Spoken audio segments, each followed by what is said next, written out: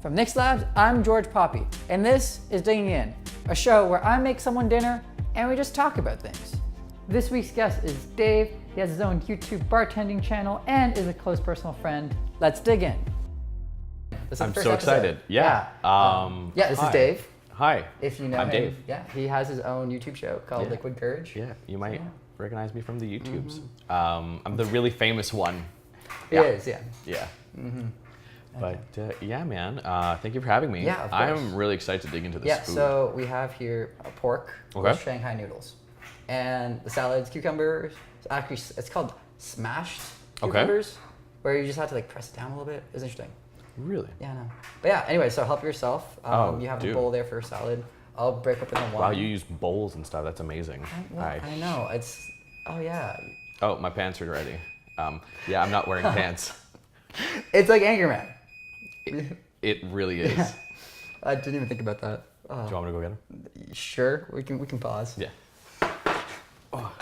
I'll just put the wine while you get your pants. No worries. Yeah. Wait for these. I feel free.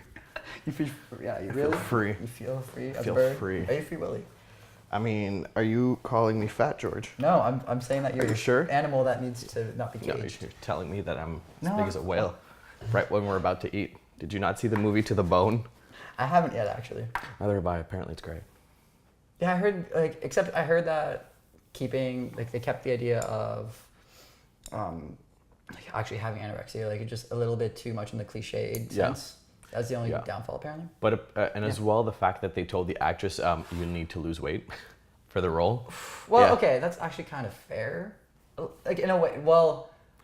Oh, sorry. Commitment the last part is that actress also had an eating disorder when younger. Oh, okay, that changes that. Yeah. That's bad. Okay, why did you take that role though? I mean, spreading awareness. Yeah, but that's kind of asking for it. In a way, okay, if you think about it, if you are schizophrenic, and you're an actor, I understand wanting to portray a schizophrenic character, but then you also know that there's a risk of then having an episode. Maybe, I don't know. Am I wrong? It's touch and go. It is. It's touch and go. It's just there's risks. That's what I'm saying. Yeah, no, that for sure. That's for sure. But I mean, you shouldn't learn to. I mean, the guy should have been like, "Hey, you need to lose weight," but Yeah. If you have a history, don't.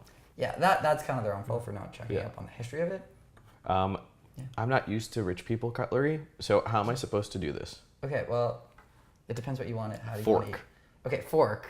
The big fork is for the noodles if you want to eat it with a fork. Fantastic. Yeah. The small fork's for the salad. Salad. Okay. Yeah. All right. Let's try this. Yeah. Usually, if you ever want to know. You go from the inside. No, from the outside in. From the outside in. Okay. Yeah. Okay. It's usually you see the smallest things on the periphery, and then you go from the outside in. Oh, okay. Yeah. I know, it's very simple. Have I killed you yet? Oh, that's good.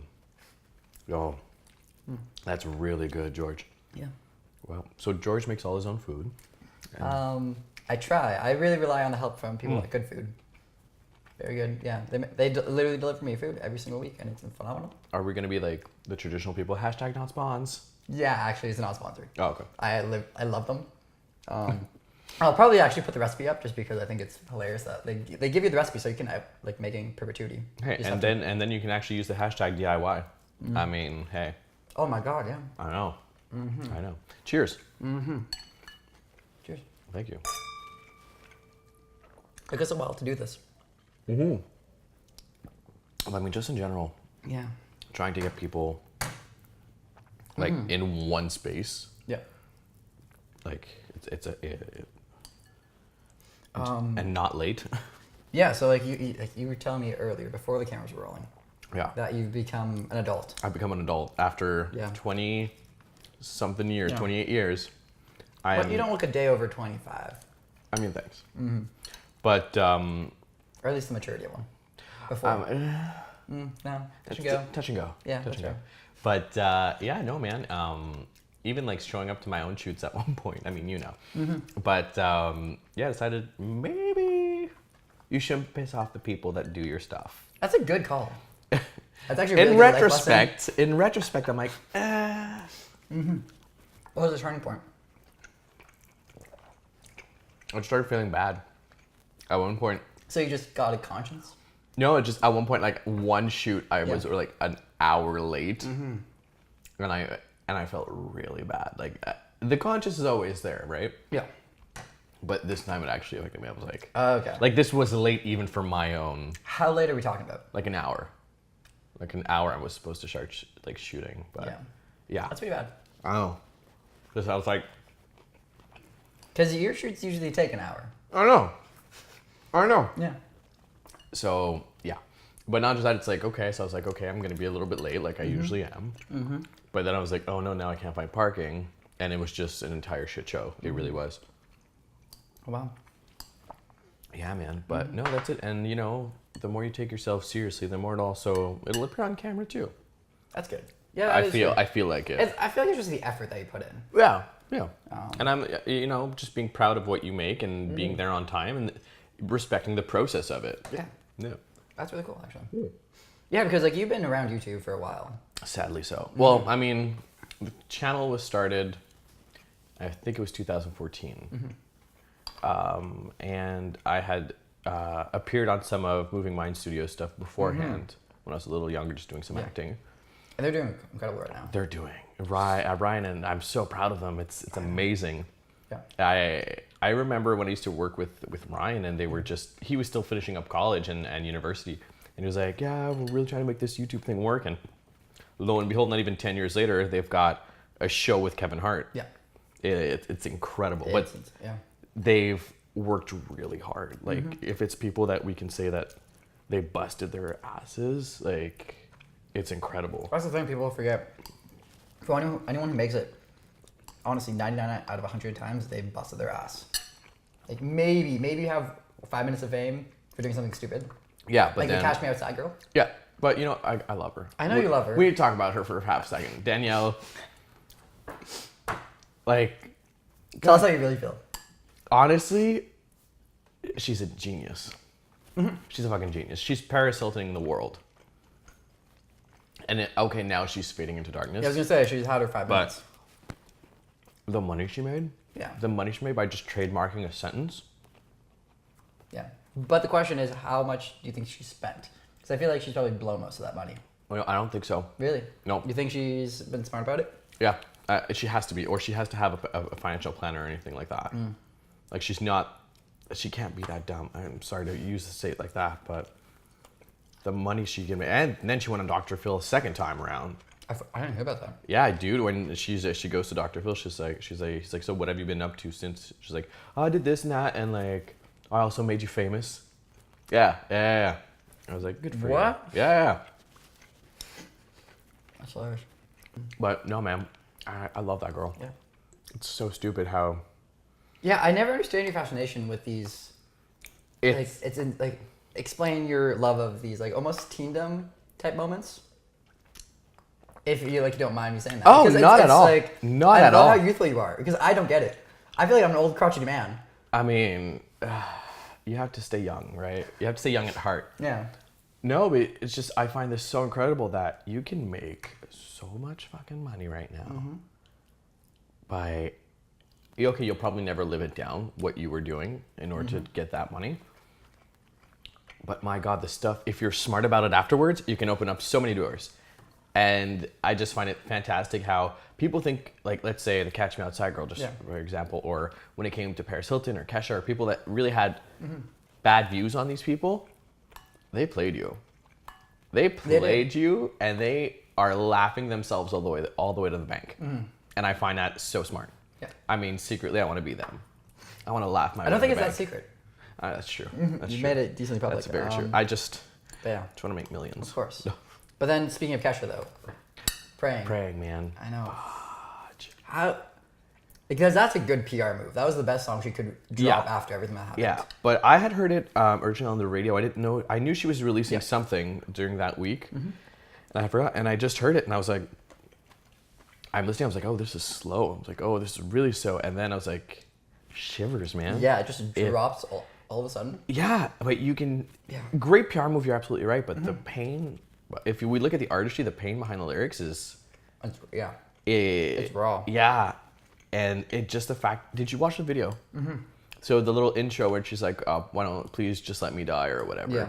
And just for me, like in my other life as a counselor, like I was like, Yeah, it's actually your main life, I'd say. Yeah, that's very true. Which is also like it's one thing that I always respect about you so much, just that you can deal with that kind of stuff. Yeah. But then that you just like release all of that kind of tension, dealing with that through still making self-deprecating humor. Yeah. It's insane. Yeah. It's an interesting line of work, and I like it because I like listening to people. I like to know what people have gone through for some reason.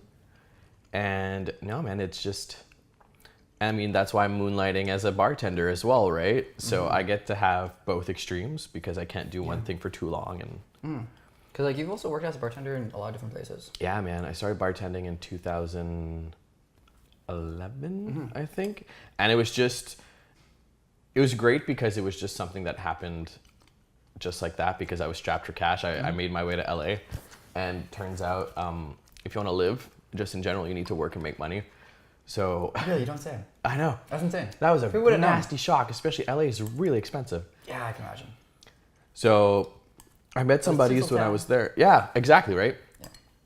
And I went there and I ran out of cash, and he's like, oh, why don't you come bartend at the bar that I'm like, is it okay? Because I don't have a working business. He's like, no, you'll be paid under the table. It's fine. And learned it from there. And I got really lucky because it was one of like the happening spots before it closed down. It was called The Hideout on Santa Monica. And like, it was fun. Like, I met Lindsay Lohan when she was fun, you know, like, oh, wow. snowed, like, post getting clean, like, but. How do you feel about that when somebody's go to rehab and then they kind of just get back in the cycle right after? Well, apparently.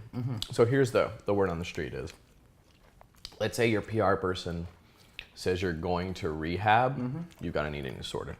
If you're going for an eating disorder, you've got a drug problem. And so on and so forth. So we never fully know. Why would...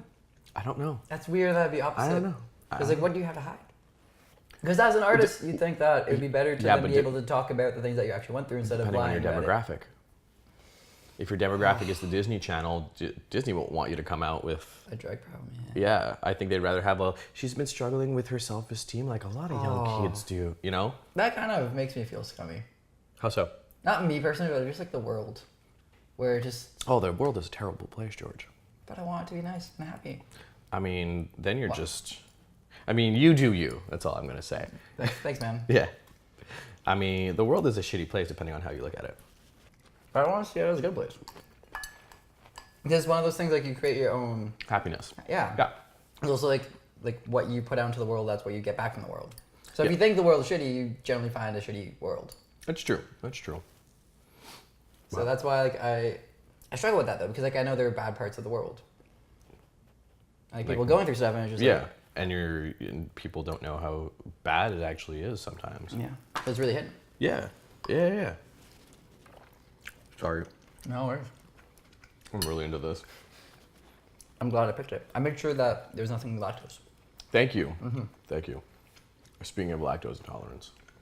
What does that feel like? Does it feel like a discriminated minority? A little bit depending on where you go. Like let's say Starbucks will accommodate perfectly. Really? Starbucks really accommodates. Interesting. If you can't do any lactose and stuff like that, they're really cool. Go to Tim Hortons. Yep. And you're like, oh, I'm kind of lactose intolerant. And they're like, yeah, we can't do anything about that. Really? Yeah. Like if ever you're lactose intolerant, don't have those, the frozen, like the ice caps. Don't. Don't. This is just death? Yeah, pretty much. And recently, like, because I love that we're talking about this during dinner. It's great. I went to the movies. Hey, we talk about everything here. I went to the movies with a buddy, and I'm like, oh man, I'm really craving chocolate. So I decided to polish off a bag of milk chocolate M&Ms. But lo and behold, I was like, why do I always have a stomach ache after every movie? Besides the fact that I'm compulsively overeating and I'm a pig, right? It's the milk chocolate. It kills me. Yeah. I'm sorry. Oh, I mean, that at this point, me, I was talking to one of my colleagues too, and she was like, "Yeah, I'm starting to be lactose too." I'm like, "What is there to live for at this point?" Really? No. But that got dark. Yeah, that got dark fast. Yeah. I mean, no more cheese, no more milk. Would you rather not know that you're lactose and then just deal with it? Yes and no, depending on what I eat, because I've tried that whole ignorance is bliss thing by going to like this cake place that all the inside of the cake is all cream based. They're great. They're Rockaberries. Yeah. Great. It takes me 15 minutes and I'm hunched over and I'm dying. Yeah. But oh man, so now I try to do like I'll have an apple pie. That's Yeah, I can't have cheesecake, so. So Cheesecake Factory just out. You know what? All my years in LA and even Toronto or whatever, I've never been to Cheesecake Factory. It's not that good. Really? It's really good. I don't know, maybe I just was like, everyone overhypes it. And then I'm just like, okay, what is this? Because I also don't love cheesecake that much, weirdly enough. Okay, yep. Because I just find it's like... Too rich. Yeah, it's too rich. It just doesn't do anything for me. Yeah. My parents have just made this new dessert at home where it's like ricotta cheese. Ooh. Like real ricotta. Yeah. With, I think it's like cherry, like some kind of like syruped fruit. And it's just heaven on earth. That's everything I want. That's what I want cheesecake to be. This light thing instead of like this really deep and heavy. Did you try the Japanese cheesecake? No. Wait. Japanese cheesecake? Yeah, the way that they make it. I don't want to say it like that, but like Asian style, because I saw it on Facebook, and it's like it's super fluffy and light. Okay. The way that they do it, and it's not heavy. It's not something that you can actually like, when you cut into it and it stays on your fork. No, it's almost wobbly. Yeah. Weird. Oh no, it's really cool. It looks cool. Let's stick with the Asian. Okay. The Asian variation of cheesecake. Yeah. Interesting. Yeah, dude, it looks really good, and that's something I'd be down for. But yeah, what's the best food you ever had? Oh, okay. Wait. Let's put a stop to this here. Are we talking dessert? Are we talking junk food? Are we talking meal? Are we talking breakfast, lunch? You can't just do that, George. Okay, what's your favorite meal of the day? Then we narrow it down from there. Favorite meal of the day? Like regular, and then also like special occasions. Because like, there's a difference. Because like I know, like for me, favorite meal of the day is brunch, but my brunch food is really standard. So like my favorite food wouldn't be a brunch item.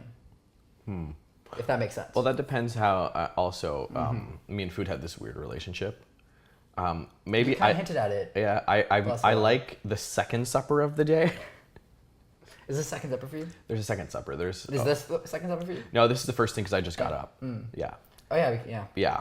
Yeah, the perks of working nights, right? Yeah, no, it's like when you're having a busy day and you like have a supper at around 5, and then either you're bored or you're out and you're like, oh man, okay, I guess I'm hungry, so let's order something else. But yeah, man, it's usually the best one. It's lighter, it's sweeter. For me, I guess, you know what? I wouldn't say second supper. I'd say maybe a dessert. Like a late dessert, Okay. Yeah. So what dessert? Anything that's a cake, first of all. Not cheesecake, but anything that's a cake and chocolate, I'm good. And I discovered recently, it's kind of like a crepe cake, but with Nutella and all in between. Yeah, dude. Yeah. Oh, you have no idea how much I love crepes. It's legit. It's just crepes on crepes on crepes on crepes. Yeah. But I feel like that's almost too rich. Just because like no. Really? Because I love fruit like spread on crepes. Oh, okay. You're the fancy eater. I'm sorry. Just like that's what I have with my parents every single Saturday when I'm at home. It's what I had as a kid. It's not my fault. You also had like. You forget I'm an immigrant. That's true. Well, my parents are immigrants. I'm first generation Canadian. I got all the classic Eastern European food. My parents also love French cooking, so you're just like all the French cooking because they could finally do that all the time. Let's be real. What kind of fucking first generation immigrant had French cooking? Like my mom just loved French cooking, so like really? She just went, and she was a stay-at-home mom. Clever lady. Okay. She decided. She learned. She learned. No, because like when she came here, she couldn't recertify as a doctor. Yeah. Really? Okay, I didn't know that. Yeah. Oh wow. Yeah, no, it's like she also got treated like shit when because like while she was pregnant with me, she was working at a sewing factory for a Life Vest company. Oh. And they told her not to spin the sink. Yeah, it's just because like she's an immigrant and then like you don't have class and stuff like that. So. Wow. Yeah, no, it's like I get to live the perks of my parents living the true American dream, or Canadian dream or whatever you want to call it. But like they went through hell and back. Oh shit! Okay. Yeah. Especially when you're a doctor and then you're reduced to. Yeah. And I can't work, and then she was that like, sucks. Yeah. That she threw herself into me. Oh. Yeah. But I mean, like, that's I also always have a like sore point. How so? When like everyone's like just because like outwardly 100% like I see I am a white cisgendered male that is upper middle class now, but just like they don't see all the back history. Yeah. And it just always like irritates me. It just rubs me the wrong way. It hurts. Yeah. Oh, I'm sorry. Yeah. No. It's like it's fine. It's just I like to talk about it because like. Well, it's good to actually put it out there. Actually. Yeah. Because I think like that's what makes people like also realize that people have other pasts that they don't see. Just you have layers, Georgie. Everyone has layers. You I'm have like layers. Shrek. Yeah. I'm a parfait man, or an onion. I don't know which. Probably an onion, considering East European. And the crying. Roots. Yeah. Well, I can't cry that often. Really? Yeah. I'll just wait. Just wait. Me too. I was like, oh yeah, I'm a bastard, and you know I can do whatever, and I'm tough, and then. Well, I got made fun of as a kid for crying, so I never cried. Same. Yeah. But then I think just the waterworks started to happen. Yeah. But now I watch a movie and I'm like I'm out for 3 days. You know, it's. What's the movie you cried the most at? Like recently. Recently, I wouldn't say recently, but the one that really got to me. Yeah. There's two. There was Click that got to me. Click. The scene where he's okay. like a geriatric in the rain, fallen, and he's calling for his son. Okay. That one got to me. And as much as I'm ashamed to admit this, The Odd Life of Timothy Green. I haven't It's seen like a kid's movie with Jennifer Garner. And it's basically they can't conceive a baby. Yeah. And out of nowhere, this kid pops up and he's like, "Oh, I'm your son." Huh. But it's like he's like a magical son. And basically, it was by the time like they actually, I think they conceived a child at the end. But it was like it was like a learning curve for them. So Timothy always had these weird what's it called? These weird leaves around him. Yeah. And they would blossom and whatever. And as soon as the leaves started to fall, that means Timothy was gonna go. And they're there while he's leaving. And dude, no, I'm out. Gotcha. Out. Okay, that's emotional. I get that. And I mean, I don't have the best relationship with my parents. I was like, parents that care, parents that care. Oh, okay, yeah, that'll hit it. Yeah. Well, I get that. but I think depending on who you are, it just gets worse as you get older. But Yeah, I can see that. yeah, I do. But that's why I drink. Is that what you drink? Oh, that's why I drink. Oh, that's why I drink. What do you drink, George? Because I actually enjoy it. That's my favorite time ever was when I was in Argentina with my dad. Okay. And then we went to a wine tasting, and the third winery that we were at, we had a meal with all the wines we tried. So it was about a 7-course meal. Oh wow. And these people also that own the winery, they made everything to perfection. So like you could tell that they put effort into the small things, not because they were trying to make money, but because they actually just wanted to have a good life. They enjoyed it. Yeah. So I think if I remember correctly, like the owner's wife, she was a chef. Oh, dude. Yeah, so she paired everything perfectly to the wine, and it was just bliss on earth. Oh, wow. I've never had a better tasting meal, so I'm always trying to chase that kind of experience. Because I remember one experience. If you want to talk about it on camera, I don't know. Okay, we can talk about it. How about you talk to the people at home about your Four Loko incident? Oh. I mean, I wasn't even there, but I just heard of it. You've heard this, yeah. And okay. it was great. I know. Okay, so for backstory, if people don't know what Four Loko is, it is just a horrible drink. It's basically the equivalent of a wine bottle in a beer can, and it tastes pretty bad. It's terrible. But then I was just hanging with friends. It was a very chill night, and I just got dared to drink a Four Loko. And me being the person I am, I accept most dares. Because I'm just like, why not? What is there in life if not to accept a dare? So I had it, and I think we were playing Cards Against Humanity or some kind of game, and then all of a sudden, I just very verbally say, I'm fucked. Just everyone, yeah. But it was a great night. It was very chill. It wasn't a rager. I don't like going out to clubs anymore. I don't know if I ever liked going out to clubs, but it was just nice, like getting kind of trashed with friends and knowing that you're safe. Yeah. I'm a club rat. I grew up in clubs, right? And I've worked in so many of them. Yeah. Now, can I go back to one? I don't know. How does it feel to have been a club rat? I'm not proud of it. Well, like when you were a club rat, what would your weekend be? Would you live for the club? Thursday, Friday, Saturday. I'll wait till I finished work if I wasn't bartending or whatever. Yeah. Finish around maybe 10 or 12. And there was a club across from where we would work. So we'd just go there. So Thursday, Friday, Saturday, we were always there. And then after a while, you realize, like being young and whatnot and stupid. I remember I would get paid on Friday, right? Yep. Every 2 weeks. And I was working like a minimum wage job at that point. Yep. And I get paid like a throw like $350 for 2 weeks, right? And I thought that was big money until I realized that we were going clubbing, and we would get like majorly wrecked, majorly wrecked, but only to realize that the next morning I have like $50 left in my account and I still have to put gas for 2 weeks, That's when you realize I'm like, maybe, Maybe you need to reevaluate. Yeah, that's it. When you're like, oh, what are savings? I don't know. See, honestly, I think like part of why I don't go that hard right now, because it's just so expensive. It's an expensive hobby. It is. Oh, it is. It's like going golfing every single day. Yeah. I still don't get, like, let's say the people that go, because here in Montreal, our prices are cheap. Depending if you're like in the airport or whatever. But, no, man, like I remember in LA, I could charge $30 for 2 rum and cokes. And it's just an ounce of liquor each, and that's... Yeah. Like people getting older as bartenders, how do you feel people that are like doing it past their 20s, 30s, 40s, 50-year-old bartenders, how are they keeping up? Because I'm assuming you've worked with people like that. Yeah, I have a lot of... Some of them are doing it because they love it. They love the service industry. Yep. And it's tips. And it's easy. Is it easy though? Depending on what you do. Like I loved it, so I take pride in what I do, and if I love my job. Yeah, it's easy to do. Exactly. It's easy to do a job that you enjoy. Yeah, that's it. Some of them do it because they love it. If you look at the social aspect, like these people might not be in relationships. They might not have kids because it's hard to raise kids on a night salary, right? Yeah. On a night shift. Also, you're just missing everything. Yeah. You're missing all the big holidays. Yeah. Whenever someone wants to do something. And let's be real, and we'll be very honest with you, night shifts are bad for you. Like they will turn your body to shit really fast.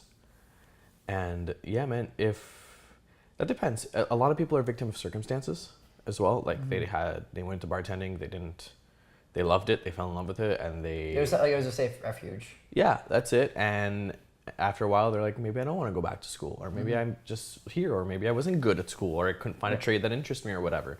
So that's why they did what they did. So yeah, man, no, teach their own. Teach their own. As long as you're making your money, I've got nothing to say.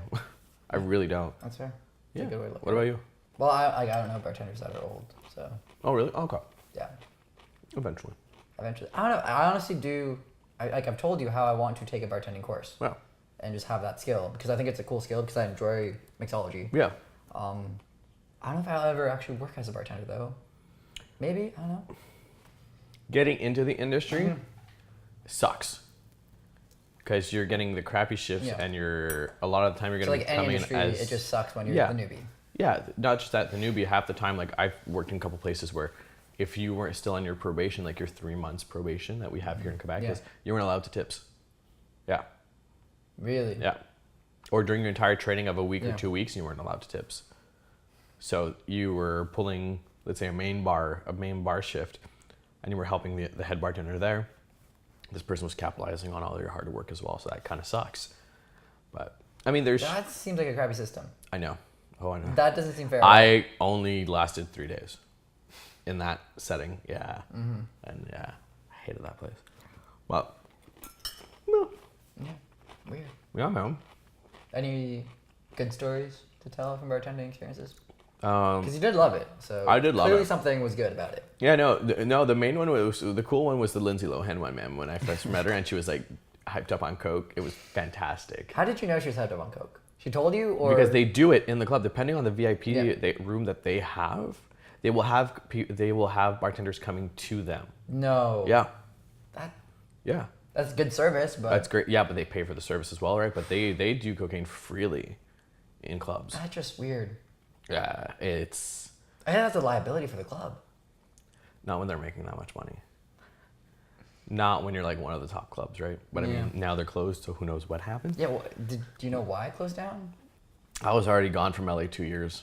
Yeah. And then did someone just like call you one day and be like, "Hey, we closed down"? No. I actually was looking to go back to LA just for fun to see some people, and I was like, I looked up and they were closed. Yeah, man. It's weird. Yeah. No, that was it. But no, interesting bartending stories. I mean, depending on where you're working, it can be a nonstop party. It can be like a shit show every night in the most positive way. Yeah. How does it feel to be the most popular person because you're getting everyone more trashed? I don't focus, depending on the bartender, right? Yeah. This is to each their own. I've managed and I've been a bartender as well, and I know a couple of my guys that loved the fact that they were the most popular one, that they were getting all the girls' numbers and everybody was coming to them. Of course, because they have power. Big confidence booster. Power dynamic. Yeah. And there are the other ones who didn't like it. They're like, okay, like they want to do their job, get their tips, and get the hell out, which is cool too. But at one point, you have to figure out like what's more your priority. Is your priority getting fucked up on your shifts or getting messed up on your shift? It's okay, we can swear on this podcast. Okay, cool. Getting fucked up on your shift and like and completely. Were you saving yourself till now? Yeah. Oh. Yeah. No. This is not. This is not G-rated podcast. Oh, sweet. Yeah, okay, no. cool. Because the YouTube family-friendly thing. No. Kind of half of my shtick is gone, right? Can't That's true. laugh about abortions or anything anymore. So. Eh. Unless then you get demonetized. Anyways, that's the problem. Yeah, but like, are you really gonna monetize that stuff off of YouTube ads? Really, it's not. Hey, I want my 25 cents a year. Come on. I can't even make 25 cents at this point. I really can't. Yeah, your content. I've seen it. I know it.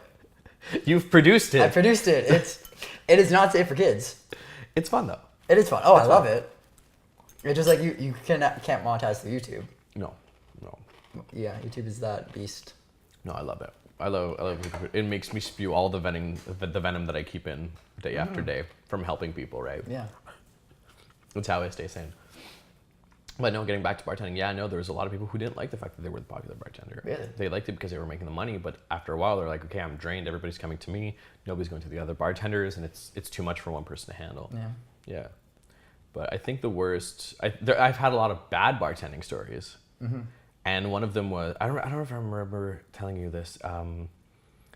I was a client at this one club in the Old Port, very upscale club, very hard to get in, and it's like on 3 floors, and like there's the main floor, the upstairs, and then the basement. Okay. And it's really cool. The basement is really cool. It's kind of like a grotto. So like inside the walls you have candles, and it's like. I think I know what you're talking about. Yeah. I've never been. Not to the grotto. No, but it's the club I'm talking. I don't want to name whatever just in case it falls on that. But because they're gonna come after you. Yeah. Oh yeah. So we get there and it's just a shit ton of EDM.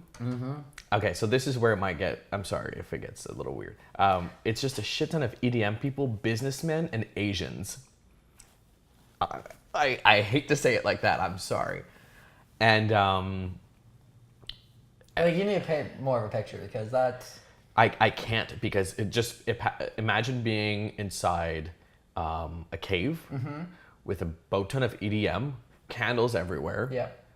Businessmen in like black and white suits and a lot of Asian girls screaming. What night was this? Sorry? What night was it? It was a Friday. Okay.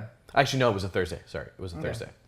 It was a Thursday. And interesting. Yeah. So just trying to get. It was my first time there. I was like, okay, I'm not feeling it too much. I don't like the music. I hate the people here. I just wanted to get out, right? I was becoming an old man. Yeah. And I'm with my 2 buddies, and I go to the bartender, and I know he's in a rush. I'm like, oh, okay, well, it's my first time here. What do you have? Just fast. Off the top of your head. He's like, listen, I'm busy. Whatever's in that cooler there. I'm like, oh, okay, whatever. So I look, I'm like, it's only beer, whatever. I don't want to get messed up off beer, and I need more. It's a horrible drunk to be. Yeah, beer drunk. You fall asleep, you feel lazy, and you're just bloated. You're bloated as shit the next day, right? Yeah. And so I'm like, okay, I'll have 3 beers. Which beers do you have? Because I can't see from there. I have glasses. He's like, I already said it's over there. I'm like, listen, I just want to order 3 beers. That's all. So he gives me Stella, and I'm not fancy enough for Stella Artois. I find it tastes like piss. I really do. How are you not fancy enough for a Stella? Fucking garbage. I'd rather drink Coors than have a Stella. But that's saying that you don't enjoy Stella instead of you're not classy enough for a Stella. Okay, yeah. There's a big difference between the two. I don't You're allowed to have a enjoy different taste. But the classiest comes into so. No, it doesn't. You classy. You The can guy- do whatever you want, Dave. This is The guy gives me 3 beers. Yeah. And I'm like, okay. And already I hate his fucking service. And just let me paint you a picture of this kid. And I ran into him afterwards on Saint Laurent a couple weeks after, and there's a rage. I don't get angry. I really don't. But there was You are a calm person usually. Inside of me boiling. Right? Did you let it out? No, wait. Hang on. It gets better. Okay. I went in the most passive-aggressive way that I could think of. So this kid is wearing just jeans, an American headband, like the American headband tied like this, right? And a muscle shirt with no sleeves. I already hate him as a person, right? Because I'm like, I've seen you, I already know what you're about, which is a terrible thing to say. Because you know everything after one experience of something. Of course. Yeah. I mean, hey. Because you don't know his night, you don't. Oh, of course, you know.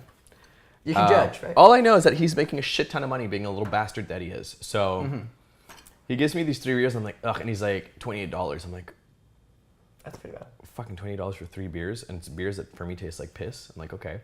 And I tipped him 32. Yep. Because that's all I had. That's all the cash I had on me. I had to go withdraw, and he wasn't taking my credit card to start a tab. And as I turn around with the 3 beers, I give my 2 buddies the 3 beers. He grabs me by the arm, turns me around back at the bar, and says, "This is not 15% tip." Yeah, that's bad. I would never in my years of bartending, just in general, no matter how shitty the tip was. Because you don't know if someone's going to come back and then give you another tip if they... Yeah, that's it, right? Yeah. Provide amazing service and then they'll feel horrible. And this kid's service was garbage, right? Yeah. Well, grabbing a customer, that's... I know. That is a line that you do not cross. Yeah. I know this. I'm getting angry just thinking, I can rethinking it. I fucking hate that kid. So I just turned around. I'm like, ignored him. I'm like, you know what? Don't ever grab my fucking arm, ever. Yeah. And I walked away. So the next day, being the old woman that I am, start writing an email to the manager. I'm like, hey. At least you didn't send it by, like, smoke signal. Almost. I'm like, hey, really enjoyed the club last night, but here's what happened. The kid ultimately ended up getting fired, which I was really happy about. And then the manager was like, oh, please come back. We'd like, you can have cocktails on us, But I was like, damage is done, man. Damage is. I think that was the last time I properly went clubbing. But I do miss it sometimes. Yeah. But sometimes you just need to cut loose. That's fair. Like, what's been keeping you from getting back into it at least just once, just for old time's sake? Like, how long has it been, also? Because maybe that... Like, you and I went pub crawling last time. Yeah, we did. When I saw you, it was good. Yeah, that was great. We hit up, 3 different bars? Yeah, which was great. No clubs. But there's something about clubs. I think it's just the more I see... Oh, God, I'm going to sound like such an asshole. The more I see the younger generation, the more I want to punch each and every one of them. What about... I mean... the younger generation? Because now it's, like, starting not to be millennials, but it's Gen Z. Yeah, well, that's Gen Z that I don't like. What? What about them? I don't know. They just... They irk you? Yeah, in, like, the most negative of ways. And I feel bad because I'm sure they're great people. But in a club, they're gross as shit. Like... Is it maybe not that it's their generation, but it's just that they're at that age? I don't remember it being that gross as shit. I remember... But, think about every single person, every single generation. They always say that the next about generation is gross. Is gone to hell. Yeah. I remember literally as a class major, they would tell the story of how Socrates would tell that the younger generation is going to go to hell because they started writing, and it's the worst thing ever. And they're just gonna be illiterate, all this stuff. It's just like they won't know anything. The younger generation is gonna go to hell. Socrates was right, but not for that. I think it's for what they're doing in the club, But like I've been one of the worst people there. Like I remember one of my worst drinking stories was I was at this club in Laval called Moomba's. And loved the place. I was there religiously for like 4 or 5 years. Yeah, sure, taught me off. And that night, I'm like, hey guys, okay, tonight I'm drinking like a man. So. Oh God. Yeah, already that's always Yeah, already R.I.P. then I'm gone, right? So I start off with Jack Daniels, thinking that I can do whiskey because I'm Irish. So you have immunity? Yeah, exactly. That's what I thought. Oh boy, was I wrong. So we're having shots, JD on the rocks, I'm feeling good. And out of nowhere, I meet this one girl that it's like a friend of a friend. She's like, "Oh, Dave, like, come have some shots." Like typical Valley Girl blonde bombshell, right? Mm-hmm. And there's one thing I don't do, and I will never do it to this day, are tequila shots. Ever. Really? Tequila makes me angry for some reason. Like, it makes... So you really do believe like different alcohols give you different drunks? It really does. Tequila makes me like... Just tense up? Yeah. So I'm like, but I didn't pay, so, if something's free, I'll take it. Yeah, of course. Drugs, alcohol, no. But, so... I'm just imagining right now, like, you getting handed a child. It's free. It's free. Okay. Cool. Thank you. Take this one now. Take that one later. Anyways, so I remember I'm already very, very obliterated by that time. Of course. And she's like, "Okay, so we're doing tequila bang bang." I'm like, "Oh no, oh fuck." So do the salt, do the lemon. But as I'm doing it, I have the tequila shot in my mouth and I bite on the lemon. I just swallow the lemon completely because I'm too drunk. And end up choking on the tequila shot because it's so disgusting because it wasn't even premium tequila. And within the next 15 minutes, everything starts to go to shit. So we're outside on the terrace. I was with Ryan, actually. Ryan from Moving Mind Studio that night. Okay, yeah. And he's like, "Dave, to bring it back." Yeah, because I was trying to challenge Ryan to drinking because Ryan always outdrank me. Because, pissing contests and stuff. Yeah, of course.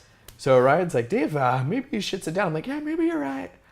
As I sit down on the outside terrace, I sit down in a puddle of like cold water. No, it's not pee. Thank God. Yeah, because it was raining that night. Sure was. And I think the fact that my body was just so warm and then the instant flash of cold, that's where I wasn't starting to feel good. Like, I went white. Yep. And I come back inside, and within half a second, there's the VIP lounge of Moomba's, and there's a wall, a curtain, then the VIP lounge.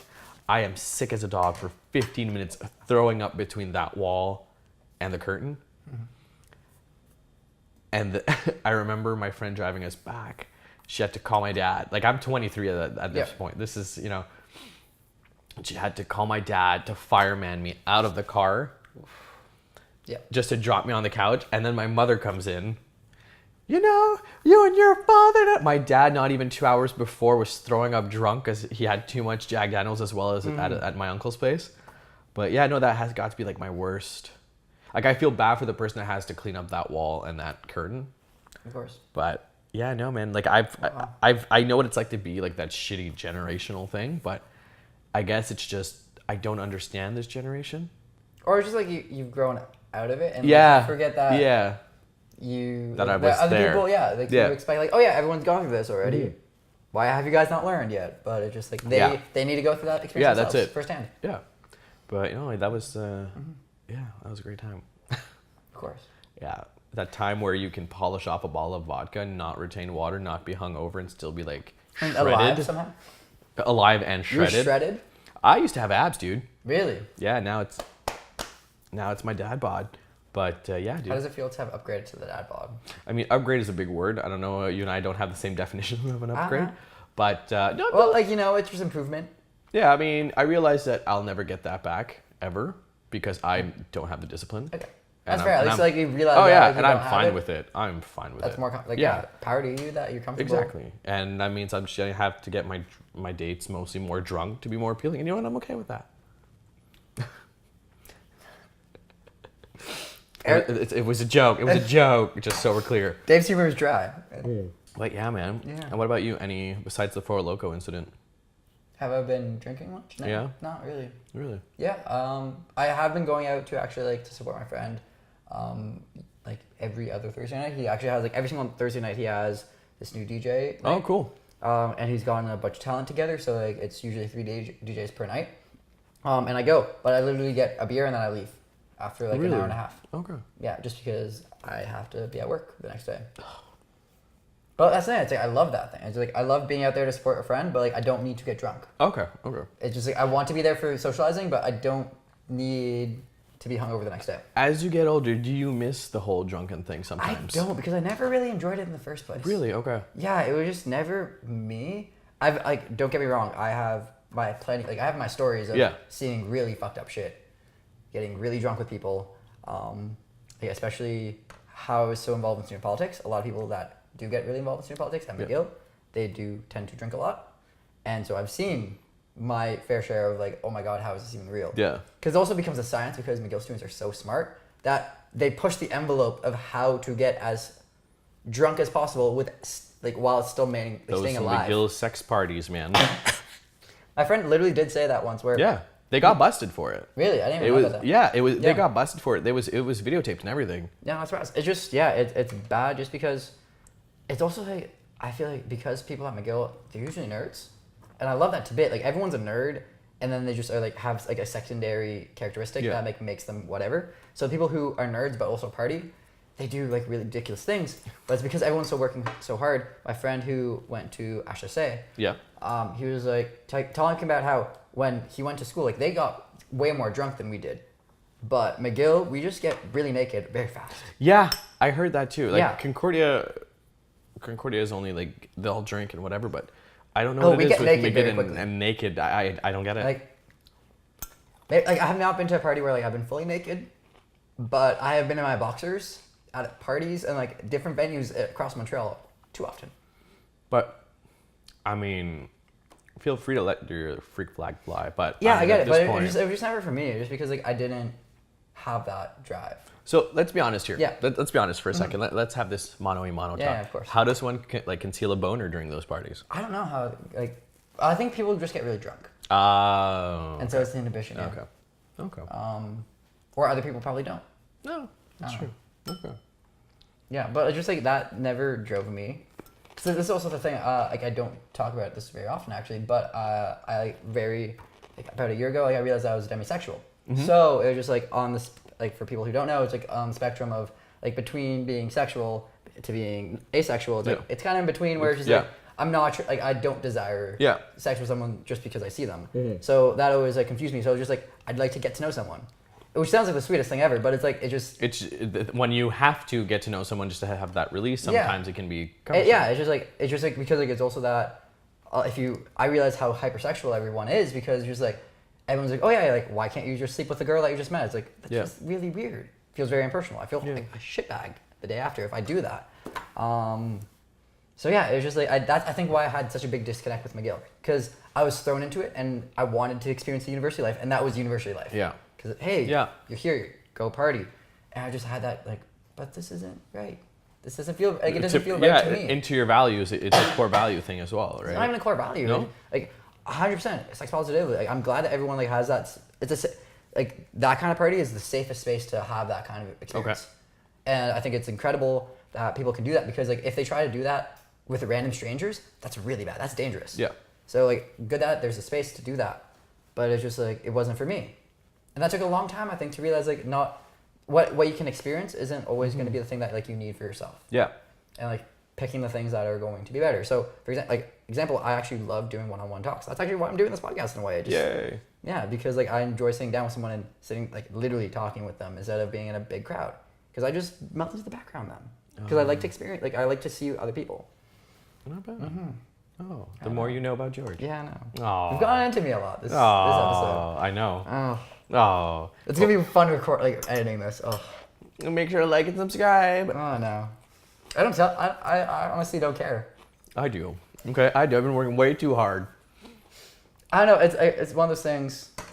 I don't want to say it just because I'd rather just focus on the content being good and then like... Oh, fuck you, George. Pretentious? Okay. Fuck you. No, okay. Hashtag fuck George. That could be taken many different ways. I know. Ugh. But, no, I mean, you can concentrate on putting out the best content ever. Mm-hmm. But if nobody sees it... Then what's the point? You're right. But it's also, what I think about it is, instead of, like, there is a lot of strategy in being able, like, telling people to subscribe because you're giving them an action, which is valuable. I get it. But I also think it's better, like, what I focus on personally a lot of times is, like, making sure that I try to reach the people that I know are going to have an interest in it and then be like, hey, this is what I've done. Yeah. Just give your opinion on it if you enjoy it or not. and then seeing what they do with it instead of like me telling. Because like we've also had this culture now where everyone knows the classic like and subscribe. Yeah. So they know they know what to do if they enjoy it. And so I'm like, I just want to I want to ask people like what they think. Yeah. If they comment, awesome. If they don't, Well, it doesn't matter. It's what just was the worst comment you've ever gotten? Oh, someone told me to drink Clorox. Yeah, because I had a sick, because I was daily vlogging at that time, and I was sick, and I think I asked people like, "What do you do when you're sick?" And someone literally told me to drink bleach. Really? Yeah. Oh. That was I then made a retort vlog the next day. I think, being like, "Man, I love that someone really hates me." I mean.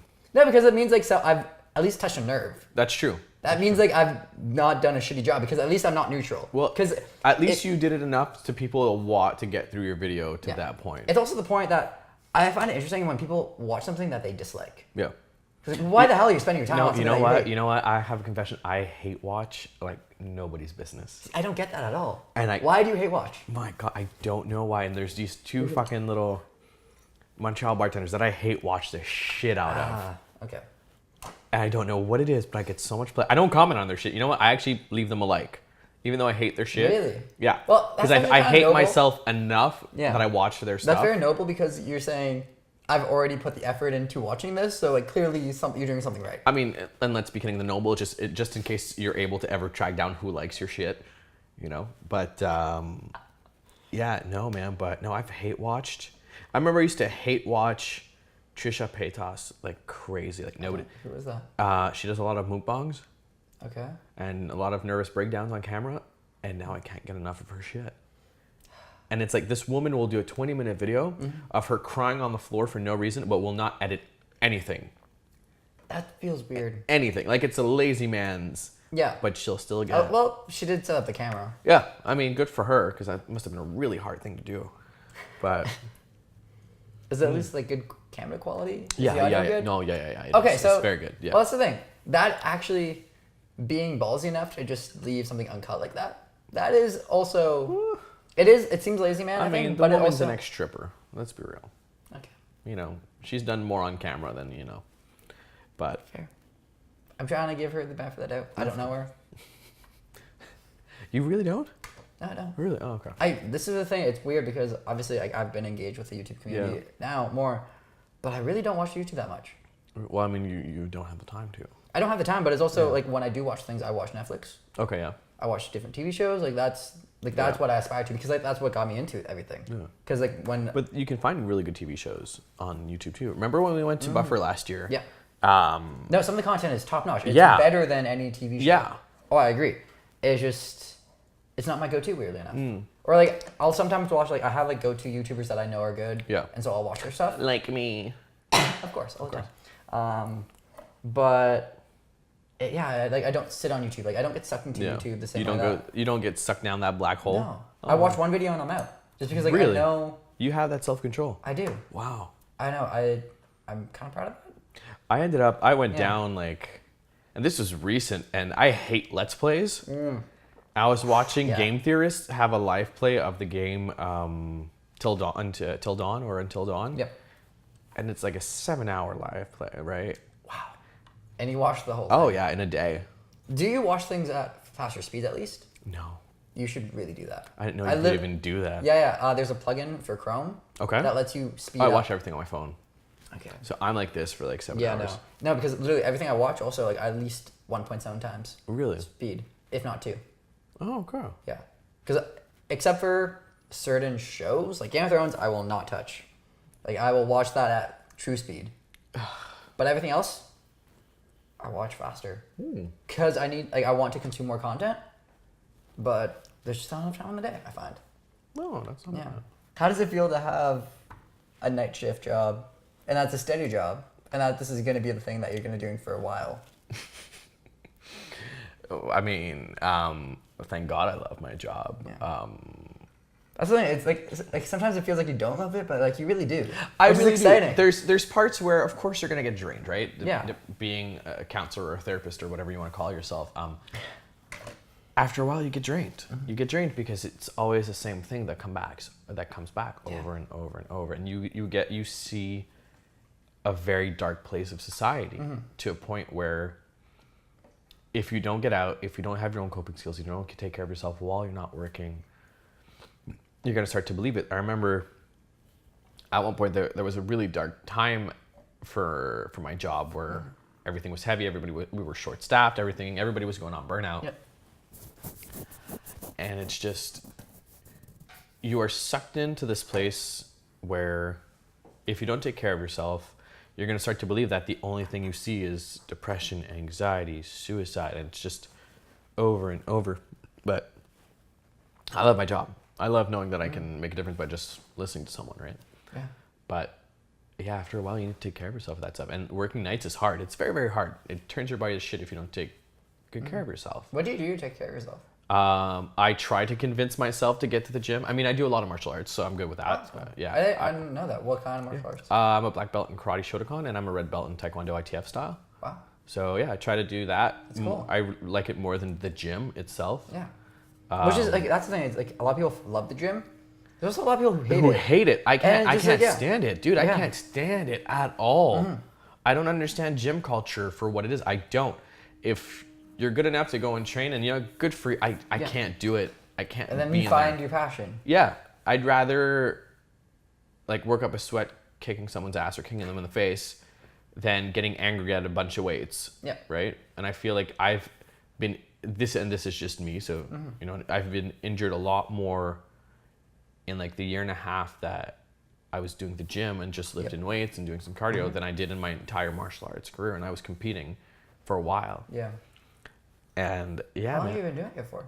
I stopped about 2-3 years. Actively stopped it. Just stopped competing. But if not, I was competing since I was 7. Wow. Yeah. That's really cool. Yeah. It was a fun time. But I say this as someone that I got up to the belt below black belt. Okay. When I was doing karate. Oh, sweet. And then Which karate were you doing? Do you remember? Okay. I was a kid. I was a small kid. But then I literally had like the test to do black belt, like coming up, and I was like, you know what? I'm done. I don't need this. Everyone's like, why? Well, you literally are stepping before black belt. I'm like, yeah, why not? Oh wow. Just changed. Jeez. Yeah. George hit puberty. He was like, I don't need this. I'm gonna go get girls. This is before puberty. Oh really? Yeah. Oh wow. My parents would have forced me to do that. They were like, no. See, my parents kept me in piano. That was the one thing I couldn't get out of. And that must have gotten you all the tail in high school. Of course. No. But piano is pretty cool though, if you look at it. It is pretty cool. Like when I decided to get into acting, I like to call it acting, but you don't need the quotation marks. It is acting. It's a hard true. job, also. Of course. Respect for the actors there. Yeah. But I started taking vocal lessons and piano lessons, and it's a completely different world. It's very hard. Yeah. It's really hard to do. So mad props for that though. Yeah. Because there's no way in hell I'd ever. It was like I started when I was 4. Oh. Piano. Yeah. So I did it till I was 16, just because the only way I got out of piano, because I love my teacher, but it was like I just didn't have enough time because I was rowing competitively. Oh, sweet. That was okay. taking all my time. That was high school. So yeah. Oh, that's pretty cool. Oh. Your high school had a sports team? Yeah. Oh, we had wow. a bunch of sports teams. Oh. Throughout my time at high school, for my first 4 years, I was in cross country. 1 year I did wrestling, and then That's cool. yeah. Okay. It was weird. Like I did it 1 year, and I was like, this isn't for me. And then Too many boners? no, it just like not yours? Yeah. yeah, no, it was fine. I was really good at not getting pinned Oh, cool. because I'm just really feisty and really squirmy. You mask for mask dom top you. Yeah, I'm just really skinny. So really? yeah. Wow. Okay. Yeah, I was very skinny as a high school student. But then I found rowing, and that was the one that kind of stuck when I was. Really? Yeah, because like I did high school for 5 years. Because I took an extra year just because, pretty much. I took an extra year just because I sucked. I took it. No, okay. Well, I took an extra year because I wanted to try to apply to Harvard a second time. So that's what happened. I got rejected again. They handed my ass to Oh my me. God, I so hope you get killed in the comments. I really do. Yeah, no. I really do. I'm opening myself up here. Oh, I mean, thank you, by the way, for sharing this. Hang on. I really appreciate you, George, for really being able to trust us and really let us into what you're saying. I'm just gonna drink. Yeah, that's it. So Harvard a second time. Oh, sorry, that just... Oh, okay, sorry. I'm sorry, I tried to get into an Ivy League school because that was my dream since I was like 5 because I thought that was the way to be happy. Now, whose dream was that, George? That was actually my dream. Oh, okay. My parents never made me. When I was in grade 9, I found out about a program at Harvard during summer school. Like, you literally could go take classes, and I did that too. Yeah, I remember that. Yeah, you had talked to me a little bit about that, Yeah. but I mean... Because that was my dream, and so like I did that. So, in retrospect now, being 24, 23, 23. 23? Okay. Yeah, I just being 23. Just recently minted 23. Yes. Happy birthday. Oh, thank you. It's a little belated, but... I mean, at least I try. You did. In retrospect now, Yeah. what is your dream? What is my dream? It's just to be happy. It sounds so cheesy. It is, but it's just like finding the small things that actually make me happy day to day. Which are? Honestly, making content. Okay. Sharing cool stories with people. Okay. Yeah, just trying to not take myself seriously. Good. I like that. Yeah, because that was the thing. I realized Harvard was a bad dream because I also hated McGill. I think it was just I fed into the classic Western ideals of the fact that you need to reach this really high achieving goal. You don't think about the fact that you need to get to that goal, and the point is to actually enjoy the process to get to that goal. And it's just realizing that now, I'm just okay, well, I'm just gonna enjoy the life. I have goals that of being successful and all this stuff, but I want to enjoy the process of getting to that goal. Okay. So it's just that's why I'm doing a bunch of this stuff. It's just I'm creating cool content that I'm passionate about. Oh, sweet. Yeah. Oh. The more you know. Yeah. And it's just because I want to enjoy my life. Life's too short to just be working for someone else and not understanding why you're doing something. Very true. Mm-hmm. Oh. This is when my philosopher kind of kicks in. This is when I leave. Okay, well, it's nice to have you here. Well, thank you for having me. Yeah. Food was great, by Good the to way. know. And You're still alive, so. for now. Yeah. I mean, I have to go to work after this, so who knows. That's our show. This week we were produced and edited by me. Our theme song is by Ashmeta. Our logo by Isabel Lee. Special thanks to our guest Dave. Check out his YouTube channel, Liquid Courage, and find him on Instagram at DavyBoy1701. If you liked this episode, please subscribe to us on YouTube or through iTunes. We definitely love your support. And again, I'm George Poppy. And till next week, have a good one.